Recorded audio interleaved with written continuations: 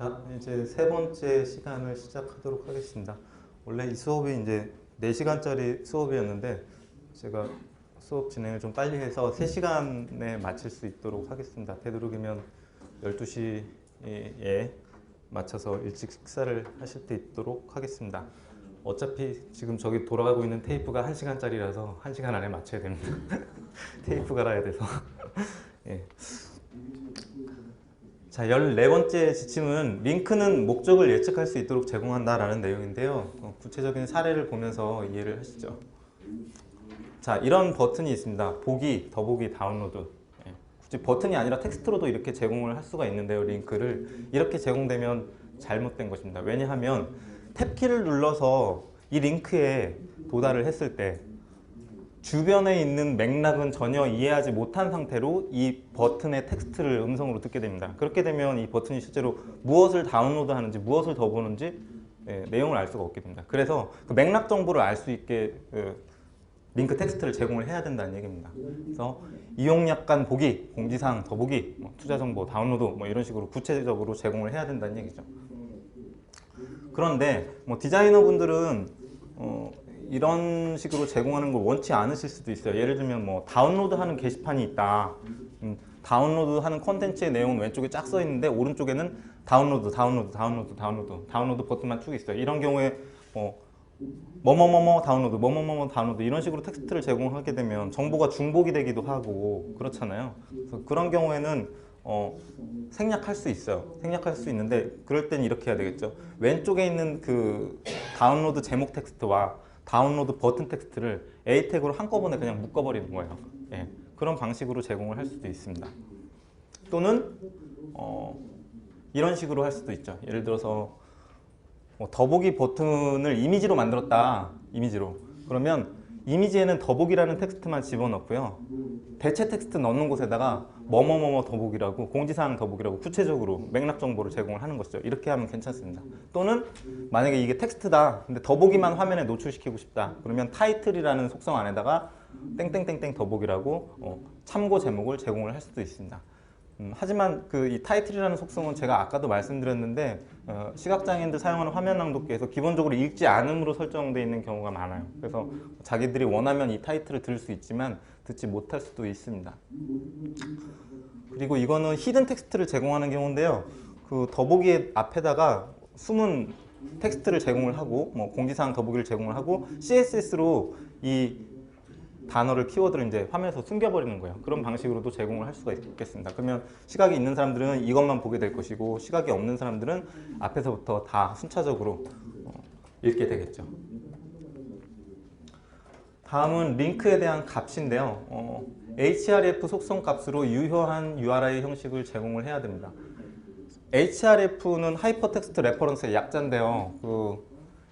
값이 비어 있거나 샵만 들어가 있거나 또는 자바스크립트로 시작하는 그런 링크 값을 가진 경우에는 어떤 경우에 문제가 되냐면 화면 낭독기 사용자들이 이 A 태그의 그 목적지를 음성으로 듣기를 원할 수가 있어요. 그래서 내가 이 링크를 물론 텍스트로 설명이 되어 있지만 어떤 내가 알고 있는 도메인의 페이지인지 아니면 다른 페이지인지 이 href 값을 음성으로 들을 수도 있는데 이렇게만 제공을 하게 되고 만약에 실제 링크 값을 자바스크립트 코드 안에 집어넣는다든가 하면 화면 낭독기에 읽지를 못해요.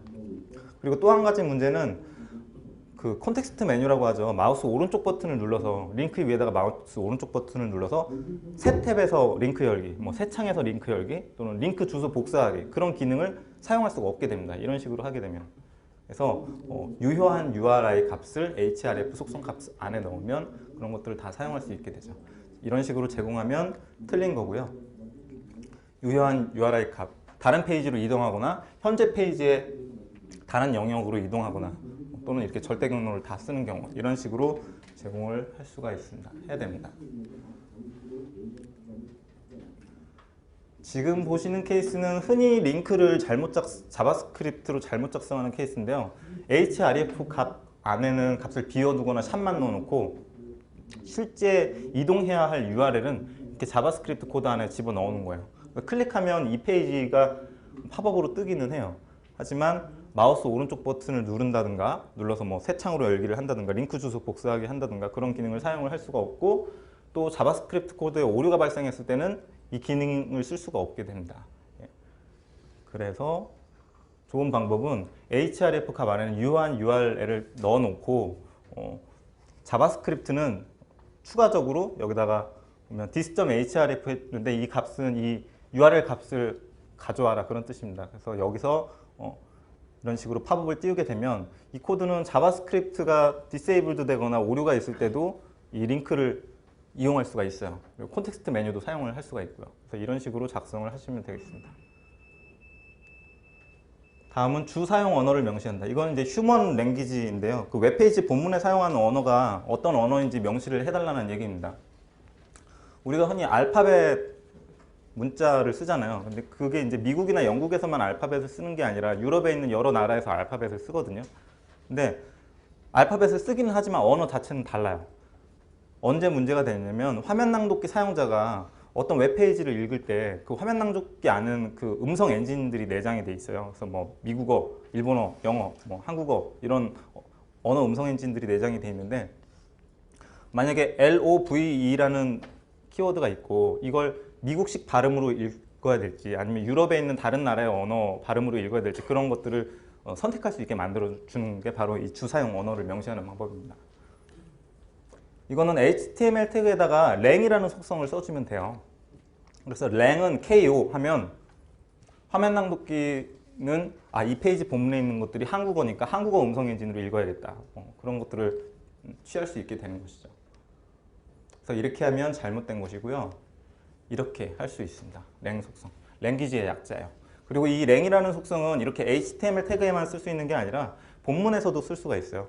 전역으로 여기다가 쓰면 이제 전역으로 이 페이지의 전역 설정을 하는 건데 본문에 이제 한국어가 아니라 갑자기 프랑스어가 등장한다. 그러면은 그 프랑스어에 해당하는 문장을 태그로 하나 감싼 다음에 거기다가 랭은 뭐 FR에서 이런 식으로 지역적으로 언어를 설정을 할 수가 있는데 이거는 필수적인 상황이고 그렇게 지역적으로 설정하는 것은 그냥 권장사항입니다. 그래서 반드시 제공하지 않아도 됩니다. 하지만 이렇게 HTML의 랭 속성을 쓰는 것은 반드시 제공을 해야 됩니다. 다음은 예측할 수 있는 기능만 실행한다 라는 내용인데요. 일단 새 창에 관한 내용입니다. 사용자가 실행하지 않은 새 창이나 팝업 창은 자동으로 띄워서는 안 됩니다. 지금 보시는 팝업 창은 뭐 땡땡 카드에서 그 웹 접근성에 맞게 홈페이지를 개편했다는 내용을 팝업으로 띄워가지고 안내를 하고 있는 장면인데요. 이렇게 팝업을 띄우게 되면 시각장애인 사용하는 화면 낭독기는 일단 팝업이 본문 페이지보다 나중에 뜨잖아요. 이 페이지를 초기 화면으로 오판을 할 수가 있어요. 예. 그래서 시각장애인들은 시각이 없기 때문에 이게 팝업인지 뭔지 모르고 포커스가 여기 들어가 있으니까 내용을 탐색하게 되는데 자기는 초기 화면에 들어와 있다고 오판을 할 수가 있는 것이죠. 그래서 잘못된 거예요. 그리고 사용자가 실행하지 않은 기능이잖아요.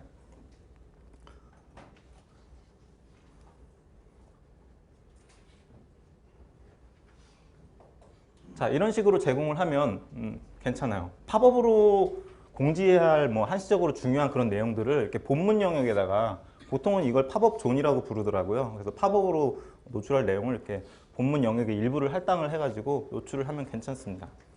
또는 클릭해서 팝업을 띄우는 건 괜찮아요. 예. 사용자가 클릭하지 않고 엔터 치지 않았는데 팝업을 띄우거나 새 창을 띄우는 건 안 됩니다. 다음은 예측할 수 없었던 레이어인데요. 그 팝업 대신 레이어를 띄워서 화면에 다른 콘텐츠를 가리는 경우에 문제가 됩니다. 그러니까 레이어도 여러 가지 종류가 있는데 다른 내용을 가리지 않는 레이어는 괜찮아요. 근데 다른 본문 내용을 가리는 레이어는 문제가 됩니다. 예를 들면 이런 케이스예요. 지금 이거는 무슨 소셜 커머스 사이트인데요. 사이트에 들어가면 무조건 이 레이어를 보게 되어 있어요. 근데 이게 사실 맥락에 따라 다른 거거든요. 만약에 이 페이지를 보기 위해서 이 과업을 반드시 수행해야 하는 거다. 그러면 문제가 없어요. 근데 이 과업은 부수적인 것이고 이거 없어도 본문 페이지를 이용하는데 아무 지장이 없는데 이렇게 제공을 했다면 이거는 오류예요. 예. 그러니까 어느 상황에서 문제가 되냐면 그 시각이 있고 키보드를 사용하는 사람들은 이 레이어를 끌 수 있어야 되잖아요. 자기가 사용하지 않을 거니까. 그럼 끌려면 여기로 직접 도달을 해가지고 뭐 닫기 버튼을 누르거나 해야 되는데 그렇게 되기가 쉽지 않다는 거죠. 예.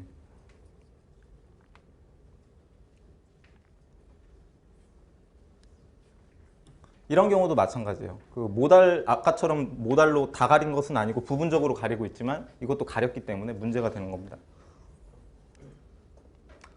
이런 케이스는 예외예요. 모달로 다 가리고 있지만 순간적으로 떴다 사라지는 이런 상황은 예외로 취급을 합니다.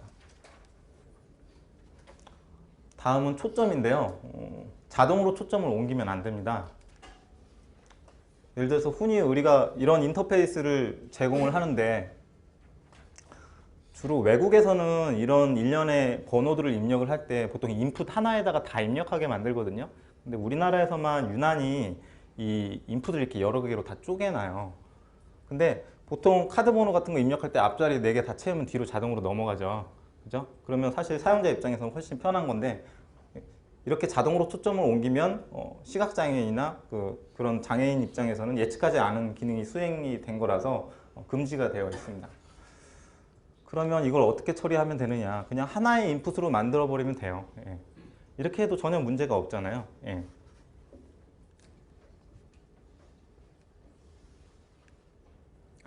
그러면 이런 걸 선호하는 분들이 있을 수가 있어요. 나는 꼭 이걸 이렇게 네 자리로 구분해서 제공을 하고 싶다. 그러면 예를 들면 이렇게 할 수 있을 것 같아요. 마우스로 클릭해서 여기 도달한 사람들은 네 자리 채워지면 자동으로 포커스가 넘어가게 만들어주고 키보드로 이 인풋에 접근한 사람들은 자동으로 넘어가지 않게 만들면 괜찮을 것 같아요. 그렇지 않나요?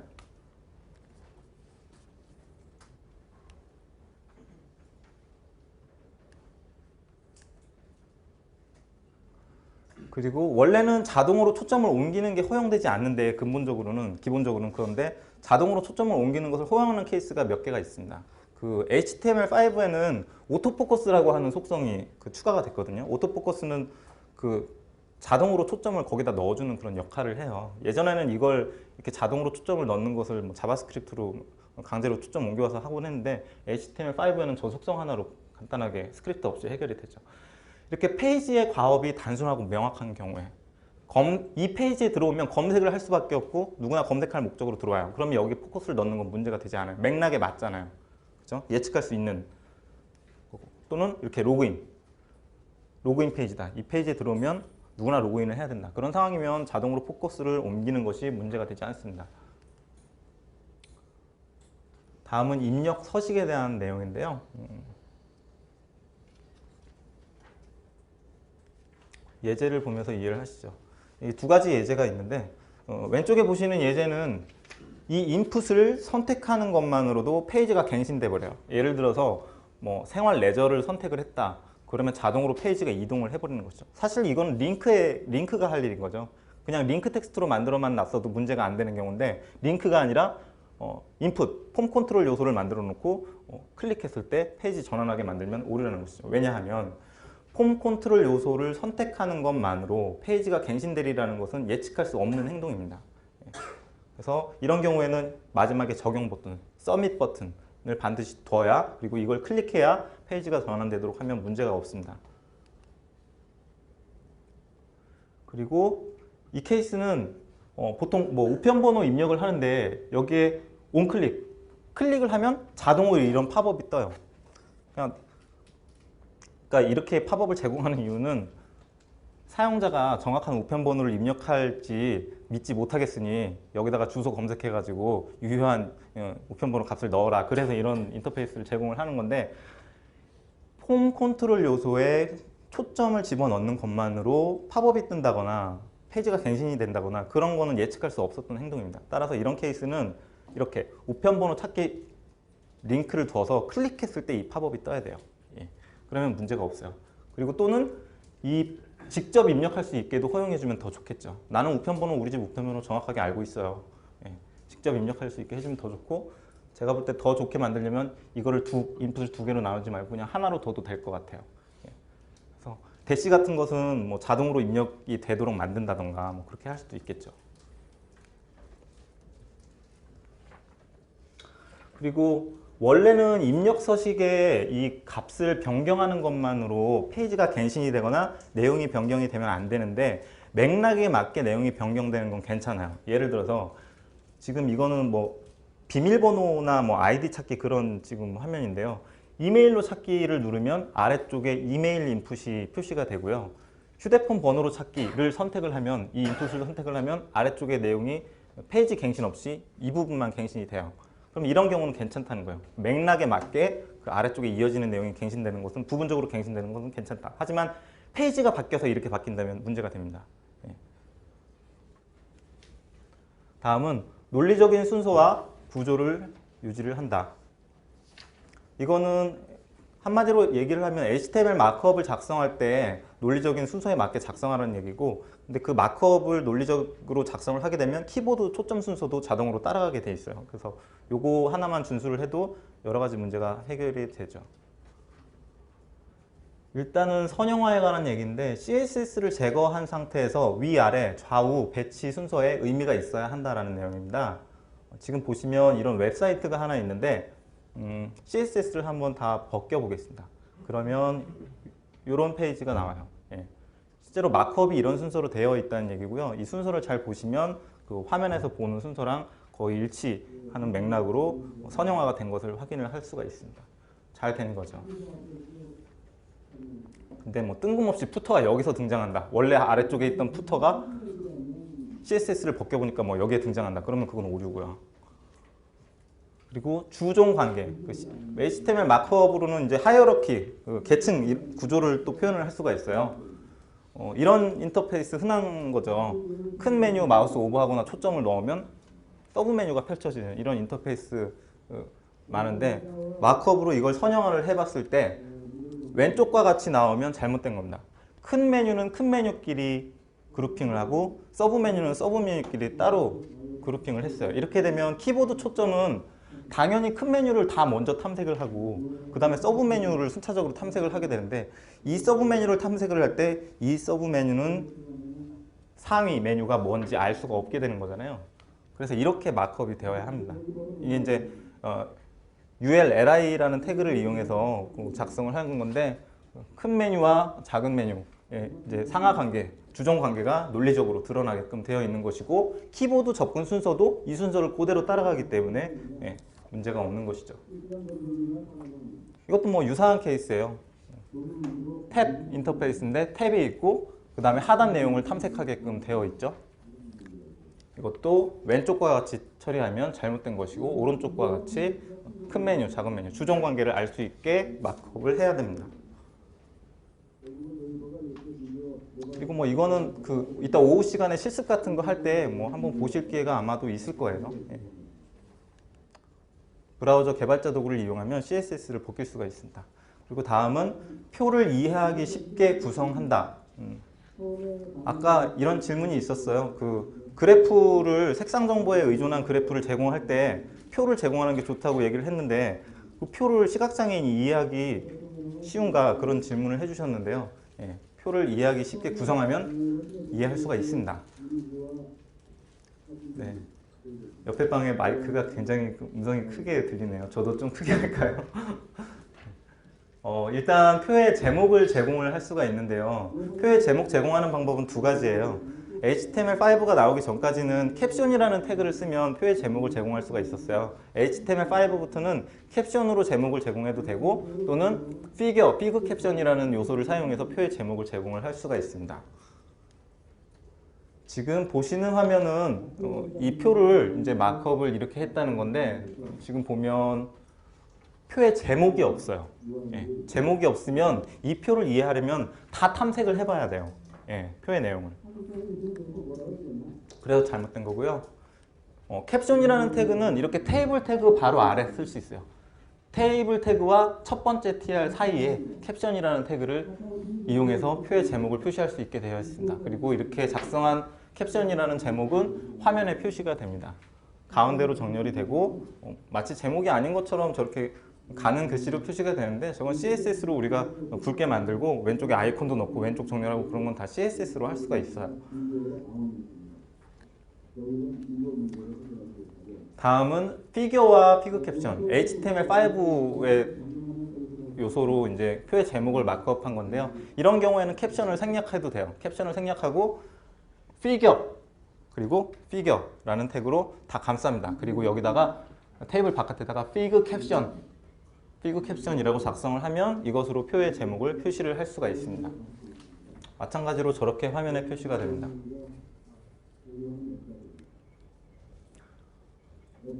그리고 다음은 표의 구조인데요. 표를 제공하는데 그 TD라는 요소는 테이블 데이터의 약자고 TH는 테이블 헤더의 약자예요. 그래서 테이블은 보통 상단이나 또는 좌측에 보통 헤더를 가지고 있어요. 예, 제목 셀이라는 걸 가지고 있는데 그걸 써야 된다는 거죠. 그리고 스코프 속성은 잠시 후에 설명을 드릴게요. 지금 보시는 것은 캡션은 잘 제공을 했지만 TH를 사용을 하지 않았어요. 만약에 테이블을 썼는데 TH 요소가 이 안에 없다. 그럼 그 표는 이해하기 어려운 표가 돼요. 예, 오류가 되는 거예요. 그래서 TH를 쓰는데 이렇게 쓰시면 돼요. 여기 보시면 연도, 서울, 대전, 2012, 2013 이게 표의 제목 셀이잖아요. 그죠? 얘네들을 TH로 마크업을 해주시면 되는 겁니다. 그래서 TH라고 쓰는데 TH만 쓰면 되냐? 그렇지 않고요. 여기다가 스코프 그리고 스코프의 밸류 값으로는 로우 아니면 콜을 써줘야 돼요. 그 스코프라는 것은 우리말로 뭐 관측하다 그런 의미를 가지고 있잖아요. 그래서 지금 여기 보시면 이게 이제 지역별 인구 통계인데 이 연도라는 헤더 셀이 바라보고 있는 셀이 이 행입니까? 아니면 종입니까? 이건 로우고 이건 콜이거든요. 콜이죠? 그죠? 연도 정보는 여기를 관측하고 있는 거죠. 그러면 이 연도라는 TH의 스코프 값은 콜이 돼요. 콜. 예. 나는 종, 수직행을 관측하고 있다. 이렇게 되는 거예요. 그래서 서울, 대전도 마찬가지로 콜, 스코프 콜, TH 스코프 콜, TH 스코프 콜이 되는 거고 2012, 2013이라는 셀은 TH 셀로 마크업을 하는데 스코프가 로우가 되는 겁니다. 로우, 가로, 행 이런 식으로 마크업을 하시면 돼요. 그러면 이거를 갖다가 화면 낭독기와 같은 도구로 읽을 때 그냥 연도, 서울, 대전, 2012, 1천만, 100만 이렇게 읽으면 내용 이해하기가 어려워집니다. 이 표는 지금 단순해서 그나마 이해하기 쉬운데 표에 셀들이 많으면 그 데이터에 있는 특정 TD 셀만 읽어주게 되면 이게 어떤 헤더 셀과 관련이 있는 셀인지 맥락 정보를 이해하기 어려워져요. 그래서 지금 우리가 스코프 속성 제공했잖아요. 그 스코프 속성이 하는 일이 뭐냐면 여기서 만약에 200만이라는 TD 셀을 읽을 때 그냥 200만이라고 읽는 것이 아니라 관련된 헤더 셀을 같이 읽어줘요. 그래서 대전 2013년 200만 이런 식으로 읽어주게 되는 거죠. 화면 낭독기가. 예, 그래서 TH와 스코프 속성을 반드시 써주셔야 합니다. 그리고 TH로 쓰면 자동으로 그 글씨가 볼드체로 굵어져요. 예, 그런 효과도 있습니다. 그리고 입력 서식에 레이블을 제공한다. 입력 서식이라는 것은 우리가 뭐 웹사이트 회원가입 같은 거 할 때 나오는 뭐 인풋, 텍스트 에어리어, 셀렉트, 라디오 버튼, 체크박스 버튼 뭐 이런 것들을 얘기를 해요. 레이블, 우리말로 뭐 흔히 라벨이라고 하죠. 그러니까 설명을 제공을 하라는 얘기예요. 일단 지금 잘못된 예제를 보고 계신데요.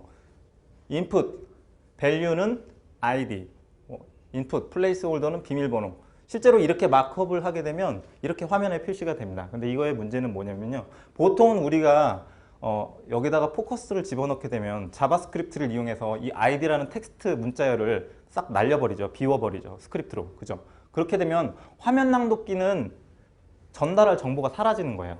예. 전달할 정보가 사라지는 거예요. 자바스크립트를 이걸 빼버리면 화면 낭독기가 읽을 수가 없어요. 그것도 문제고 원래 원칙적으로 레이블은 이런 식으로 제공을 하면 안 돼요. 레이블이라는 태그가 별도로 있습니다. 그리고 또 이제 HTML5에 등장한 플레이스홀더라는 속성이 있는데 이 플레이스홀더라는 속성을 쓰면 화면에 이렇게 흐릿한 글자로 문자열로 표시가 됩니다.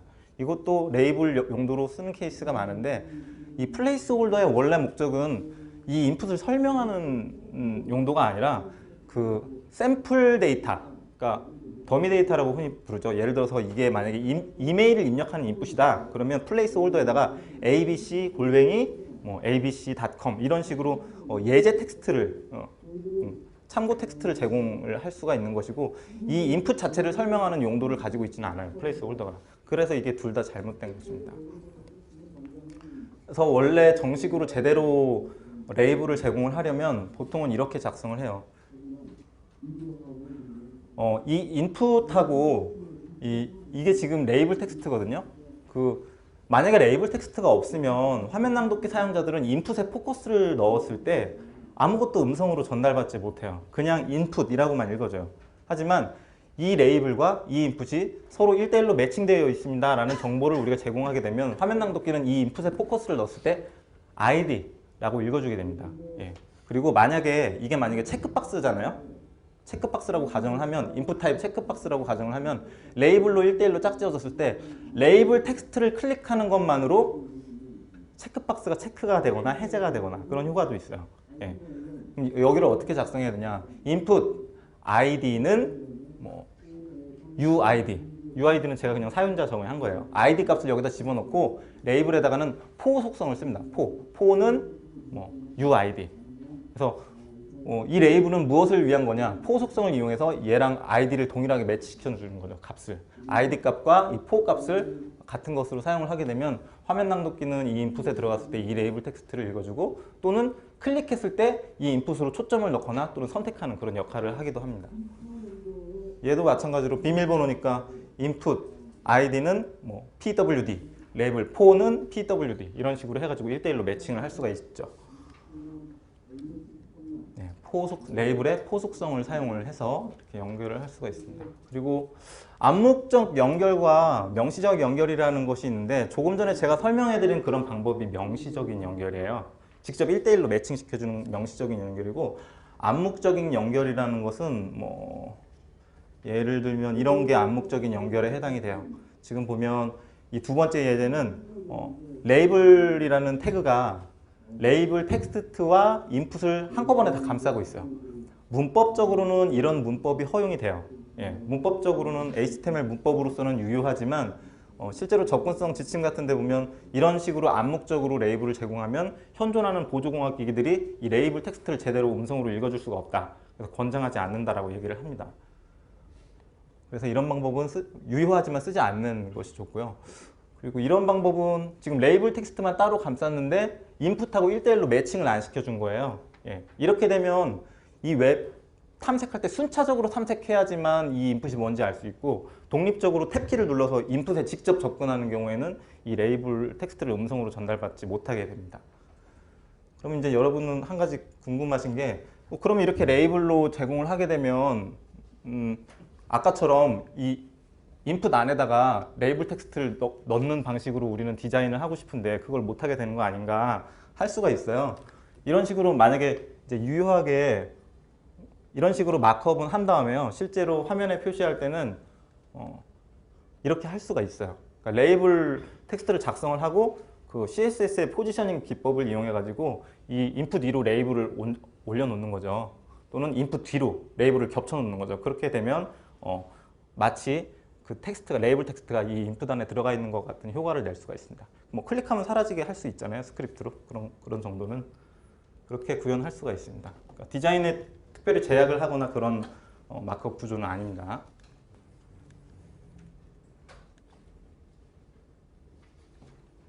이건 아까 보셨던 예제랑 같은 거예요. 인풋 id는 UID, 레이블 포는 UID 이런 식으로 명시적으로 연결해 주는 것이 좋다.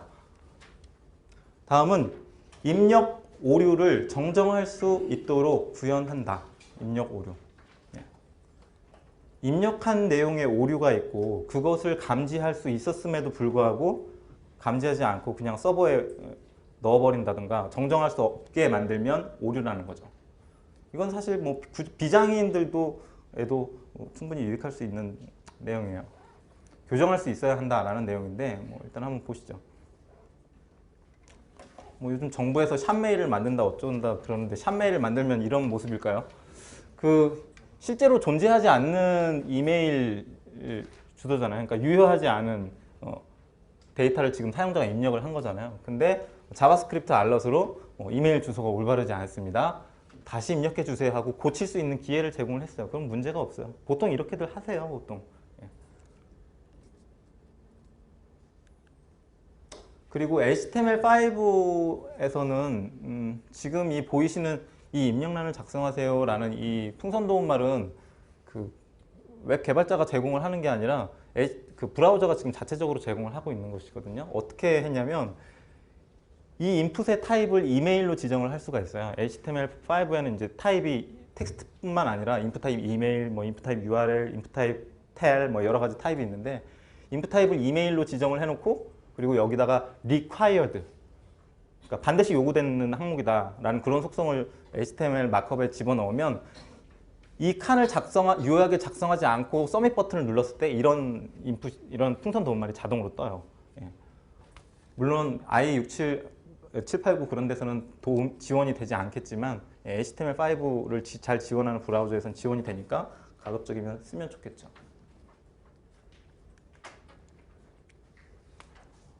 그리고 복원할 수 있어야 한다라는 내용인데요. 예제를 보면서 이해를 하시죠. 일단 회원가입을 하는데 데이터를 실제로는 회원가입할 때 뭐 보통 이거보다 많은 데이터를 입력을 하죠. 근데 입력을 해놓고 뭔가 비밀번호를 제가 틀린 비밀번호를 입력을 했어요. 그리고 나서 서밋 버튼을 누른 거죠. 눌렀을 때 모든 내용이 다 리셋이 돼서 날아가 버리면 오류라는 거예요. 예. 보통은 근데 이렇게도 잘 구현을 하시는데 내가 만약에 틀린 내용이 있으면 서밋 버튼을 눌렀을 때 페이지가 갱신이 돼도 내가 올바르게 작성한 데이터는 여기 남아 있어야 된다는 얘기입니다. 예. 그리고 잘못 작성한 데이터만 표시를 해주고 이런 식으로 텍스트로 알려줘야 된다. 그래서 유효한 데이터는 복원할 수 있어야 한다라는 내용이고요.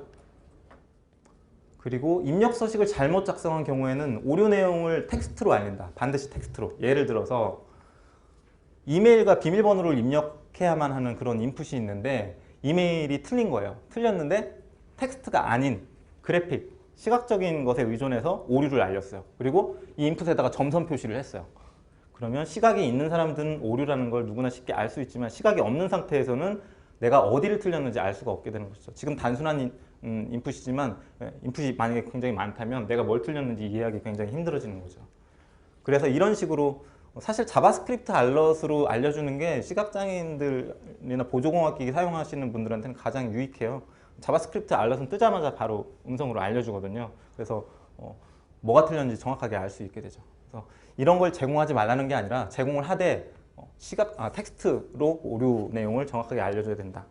반드시 자바스크립트로 알럿으로 알려주지 않아도 되고요. 뭐 이런 식으로 해도 돼요. 이런 식으로 인풋 폼 상단에다가 텍스트로 알려주셔도 상관이 없습니다. 다음은 초점. 기본적으로 초점은 자동으로 옮기면 안 된다라고 제가 아까 설명을 드렸어요. 예, 그런데 허용되는 상황이 여기 또 있습니다. 이메일 인풋을 잘못 작성했어요. 근데 서밋 버튼을 눌렀어요. 그러면 자동으로 포커스가 여기 들어가 있어야 돼요. 예. 그러면 훨씬 이제 사용성도 좋아지겠죠. 다음은 HTML 문법을 유효하게 작성한다. CSS 문법은 예외예요. CSS 같은 경우에는 브라우저마다 이제 호환성이 조금 안 좋기 때문에 어쩔 수 없이 핵을 사용해야 되는 경우도 있고 CSS3와 같은 그런 아직 표준이 되지 않은 속성들은 벤더 프리픽스라는 걸 붙여가지고 그러니까 표준 문법에 맞지 않는 그런 문법들을 쓸 수가 있어요. CSS는 그리고 이런 접근성에 그렇게 크게 영향을 미치지는 않아요. 하지만 이 HTML 문법을 잘못 작성하게 되면 보통은 웹 브라우저들은 그런 HTML 오류를 자기네들이 자동으로 이제 수정을 해가지고 화면에 표시를 잘 하거든요. 근데 화면 낭독기는 그렇지 못할 수가 있어요. 그래서 HTML에 문법 오류가 있으면 화면 낭독기나 보조공학기 도구들은 페이지를 잘못 이해하거나 음성을 전달하지 않을 수가 있습니다. 그래서 문법을 지켜야 됩니다. 여러분들이 뭐 HTML5를 쓰든 HTML을 쓰든 XHTML을 쓰든 각 DTD 선언에 맞는 유효한 문법이 있고 그것들을 준수를 하면 됩니다. 근데 이것들은 보통 그러면 내가 HTML 스펙을 다 알아야 되냐? 굳이 그러실 필요는 없어요. 그 브라우저에 확장 기능을 설치하시면 오후 시간에는 설치를 하실 텐데 그 우측 하단에 실시간으로 HTML 오류, 문법 오류 같은 걸 다 실시간으로 표시를 해줍니다. 그럼 더블 클릭하면 뭐가 오류다 하고 다 항목을 보여줘요. 그래서 그런 것들의 도움을 받으면 유효한 문법을 작성하는 데 도움이 될 것입니다. 뭐 이런 식이죠. 지금 이거는 파이어폭스 브라우저에 HTML 밸리데이터라는 확장 도구를 설치를 한 예제인데요. 실시간으로 뭐 이렇게 표시를 해줍니다. 그리고 여기 보면 에러하고 워닝이 표시가 되는데요. 지금 이건 에러가 있는 거고 이건 워닝만 있는 거예요. 근데 에러는 반드시 고쳐야 돼요. 에러는 반드시 고쳐야 되고 워닝은 그러지 않아도 돼요. 워닝은 뭐냐면 내가 기계적으로 이걸 검사해서 옳은지 그른지를 판단할 수 없으니까 사용자가, 개발자가 직접 확인해봐라. 그런 의미가 바로 워닝이에요. 예. 그래서 워닝은 내가 뭐 잘못한 것도 없는데 표시되는 경우가 많아요. 그래서 워닝은 무시하셔도 되고요. 에러가 있으면 이 에러는 반드시 잡으셔야 됩니다. 다음은 애플리케이션 접근성을 준수한다. 보통 이제 애플리케이션이라고 하면 뭐 HTML, CSS 아닌 기술을 말을 하는데 뭐 자바스크립트라든가 플래시라든가 뭐 액티브엑스라든가 자바 애플릿 뭐 이런 것들을 얘기를 합니다. 그래서 이런 그 부가 어플리케이션들은 W3C에 뭐 부가 애플리케이션에 관한 접근성 뭐 표준이나 그런 게 있는 게 아니기 때문에 다 그 공식 표준이 아니라 사적인 표준이잖아요. 예. 그래서 거기에 맞는 접근성 지침이 가이드라인이 따로 또 있어요. 그래서 그런 것들을 준수를 하면 됩니다. 일단 이 지침의 모든 항목을 다 준수를 해야 돼요. 앞에서 보셨던 뭐 색상 명도 대비라든지 뭐 키보드 초점 순서라든지 이런 것들을 애플리케이션들이 다 지켜야 되고 국산 보조기기를 통해서 접근할 수 있어야 한다라는 겁니다. 근데 여기서는 그러면 내가 그 이 웹페이지를 만들고 디자인하고 해야 되는데 국산 보조기기를 내가 사서 직접 테스트 해봐야 되냐? 굳이 그러지 않으셔도 돼요. 실제로 그 이 심사를 할 때 그 정보화진흥원이라는 곳에서는 이 웹 접근성 그 품질 마크 인증 제도라는 것을 지금 시행을 하고 있는데요. 평가를 할 때 어떻게 하냐면 심사를 2번 해요. 그러니까 첫 번째는 전문가 심사라고 해서 장애가 없는 사람이 마치 장애가 있는 것을 가정하고 HTML 소스 코드 레벨에서 코드를 들여다보면서 평가를 하고요. 그리고 2번째 평가는 실제로 장애가 있는 여러 가지 장애를 가진 사람들이 실제로 보조공학기기 같은 걸 사용을 해보면서 실제 테스트를 하게 됩니다.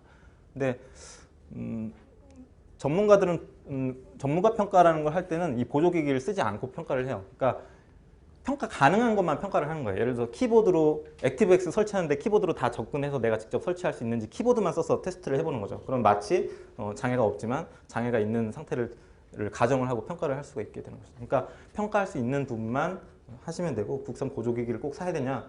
그런 건 아닐 수 있습니다. 다음은 애플리케이션 중에 플래시는 제가 따로 뺐는데요. 그 플래시는 근본적으로 어도비에서 만들 때 마이크로소프트 제품, 마이크로소프트 IE에서만 접근성 기능을 쓸 수 있게 최적화가 되어 있어요. 그래서 IE가 아닌 다른 브라우저를 쓴다거나 아니면 어도비에서 제공하는 그 접근성 API 기준을 따르지 않으면 이 플래시가 접근성이 없게 됩니다. 보통은 예전에는 뭐 플래시를 많이 쓰면 뭐 접근성이 떨어진다 이런 얘기를 했는데 그건 잘못된 표현이고요. 원래 플래시는 접근성 있는 저작 도구입니다. 근데 플래시 개발자들이 그렇게 개발을 하지 않아서 그렇게 말을 하는 것이지 원래 플래시라는 저작 도구는 접근성을 준수할 수 있어요. 그러니까 어도비에서 그런 가이드라인을 다 제공을 이미 하고 있습니다. 그래서 그런 API 이용해서 다 구현을 하는데 HTML 문서에 삽입하는 방법에 따라서 그 접근성 기능을 쓸 수 없게 되는 경우가 있어요. 예를 들어서 HTML에 보통 플래시 같은 거 삽입을 할 때는 오브젝트라는 태그를 쓰는데요. 오브젝트 태그를 쓰는데 그 안에 W모드라는 걸 적을 수가 있어요. 파람이라는 태그 보셨을지도 모르겠는데 파람이라는 태그 안에 W모드는 뭐 윈도우 이런 식으로 처리를 해야 이 API에 제대로 기능을 이용을 해서 접근성 있는 플래시가 되는데 이걸 W모드 값을 윈도우가 아니라 뭐 오페크, 트랜스페어런트 이런 밸류 값을 쓸 수가 있는데 그렇게 되면 접근성 기능을 사용을 할 수가 없습니다. 한편 디자이너 분들도 계실 텐데 디자이너 분들은 이제 그 플래시의 뒷배경을 투명하게 할 목적으로 W모드를 트랜스페어런트로 쓰시기도 해요. 그렇게 되면 플래시 뒷배경이 투명해져서 뒤에 있는 콘텐츠가 보이거든요. 그러니까 겹쳐서 쓰려고 할 때 그렇게 되는데 그렇게 되면 이런 접근성 있게 만들었다 하더라도 플래시가 접근성이 없게 되니 W모드 값은 항상 윈도우로 써야 됩니다. 그러면 뒷배경을 보이게 하려면 어떻게 해야 되냐? 뒤에 있는 배경을 플래시 안에 집어넣어야 됩니다. 그리고 플래시 테스트 할 때도 기본적으로 키보드 테스트를 할 수가 있어요. 그래서 키보드로 다 접근이 되는지 테스트를 해보면 됩니다. 화면 낭독기가 다 읽어줘요. 그 지금 이 보시는 화면은 플래시 저작 도구에서 접근성 있게 어떤 버튼이나 그런 것들을 만드는 접근성 패널인데요. 플래시 저작 도구 접근성 패널에 보면 make object accessible 하면 객체에 접근 가능하게 체크를 해야 되고 make child object accessible, 그러니까 객체 안에 또 객체 막 집어넣고 이렇게 할 수 있잖아요. 그러니까 자식 객체에도 접근 가능하게 체크하고, name은 alt 속성 값 입력하는 것과 같아요. 예. 그리고 여기 description은 그 긴 대체 텍스트, 그러니까 둘 중에 하나만 작성하시면 돼요. 예. 짧으면 여기, 길면 여기. 뭐 어떤 얼만큼 길어야 긴 거고 얼만큼 짧아야 짧은 거냐 그런 기준은 없어요. 적당히 짧으면 여기, 길면 여기 쓰시면 돼요. 이렇게 여기다가 이걸 작성하시면 화면 낭독기가 다 읽어져요. 국산 화면 낭독기도. 그리고 여기 숏컷은 이제 단축키인데요. 이게 만약에 버튼이면 단축키를 이용해서 뭐 직접 접근할 수 있게 만들고, 탭 인덱스는 탭 접근 순서를 설정을 할 수가 있어요. 여기다가 숫자를 집어넣으면 되는데, 원래 기본적으로 HTML 마크업을 할 때는 탭 인덱스가 라는 속성이 HTML에도 있거든요. 그래서 HTML의 키보드 접근 순서를 탭 인덱스라는 속성으로 제어를 할 수가 있어요. 그러니까 마크업 순서와 관계없이 웹 제작자가, 개발자가 인위적으로 키보드 접근선을 막 바꿀 수가 있어요. 근데 권장되지 않아요, HTML에서는. 왜냐하면 마크업 순서를 논리적으로 하면 되고 그 순서에 따라서 키보드 접근이 되기 때문에 탭 인덱스는 권장을 하지 않는데, 플래시에서는 이 탭 인덱스를 꼭 넣어줘야 돼요. 왜냐하면 플래시는 이런 마크업과 같이 순서가 있고 돔 구조를 가지고 그런 게 아니기 때문에 키보드 접근 순서가 어떻게 되냐면 화면 좌측 상단에서부터 우측으로 이런 식으로 지그재그로 이런 식으로 탐색을 하게 되어 있어요. 그렇게 되면 예를 들어서 만약에 플래시로 내비게이션을 만들었다. 그러면 큰 메뉴가 땡땡땡땡 있겠죠. 그리고 큰 메뉴에 포커스가 들어가거나 마우스 올렸을 때 서브 메뉴가 펼쳐지겠죠. 근데 탭 인덱스를 지정하지 않으면 큰 메뉴 탐색하고 탭 버튼을 눌렀을 때 포커스가 원래 어디로 가야 돼요? 서브 메뉴로 가야 되죠. 예, 원래 서브 메뉴를 탐색해야 돼요. 근데 탭 순서를 지정하지 않으면 바로 두 번째 큰 메뉴로 이동을 해버립니다. 왜냐하면 화면 좌측 상단부터 탐색하게 되어 있으니까요. 그래서 플래시에는 반드시 탭 인덱스 순서를 넣어줘야 돼요. 1번, 2번, 3번, 4번, 5번, 6번, 7번, 8번, 9번, 10번 이런 식으로 탭 순서를 다 지정을 해줘야 돼요. 굉장히 불편하게 되죠. 근데 요즘에는 뭐 플래시로 내비게이션 만드는 케이스는 거의 없죠. jQuery나 그런 걸 쓰면 얼마든지 플래시하고 동등하거나 좋은 애니메이션 만들 수가 있으니까요. 방금 설명드린 내용이고요. W 모드 값은 윈도우로, 예를 들면 이제 오브젝트를 이용해서 플래시를 삽입을 하는데 이런 식으로 W 모드 값을 작성할 수가 있게 되어 있어요. W 모드는 트랜스페런트, 오페크, 윈도우 뭐 그밖에 뭐 여러 가지 밸류 값들이 있는데 윈도우 아닌 것들은 다 오류입니다. 예. 이렇게 되면 플래시가 아무리 접근성 있게 만들어졌다 하더라도 보조공학기기가 접근해서 음성으로 읽어주질 않아요. 그래서 밸류 값은 윈도우가 되어야 하고요. 또는 아예 이 파라미터 태그를 아예 생략해 버려도 돼요. 생략하면 기본값이 W 모드가 윈도우가 되거든요. 그래서 아예 생략을 하거나 쓸 거면 윈도우를 쓰셔야 됩니다. 그리고 플래시에 대한 대체 수단인데요.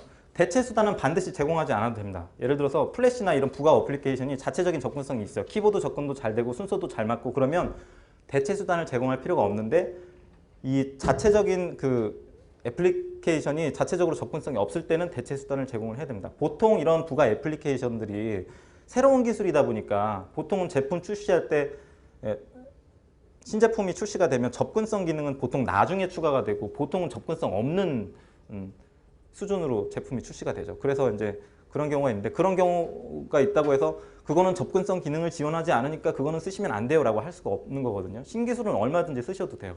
단지 접근성 기능을 지원하지 않는다면 대체 수단을 제공을 해야 한다는 거죠. 예를 들면 뭐 이렇게 할 수가 있어요. 지금 보시면 이 오브젝트 태그는 플래시를 삽입하는 이제 문법인데요. 이 안에 들어가 있는 것은 텍스트 버전이에요. 예를 들어서 글로벌 내비게이션을 플래시로 제공을 한다.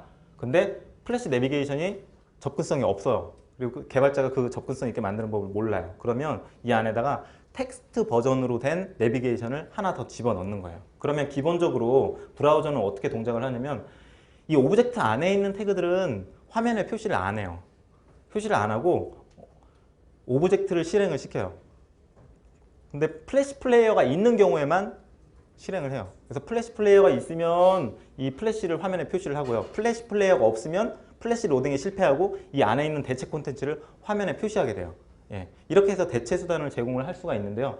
그냥 이렇게만 제공을 하면 장애인들이 이 대체 콘텐츠를 이용을 할 수가 없어요. 왜냐하면 나는 장애인이고 시각이 없는데 플래시 플레이어는 가지고 있어.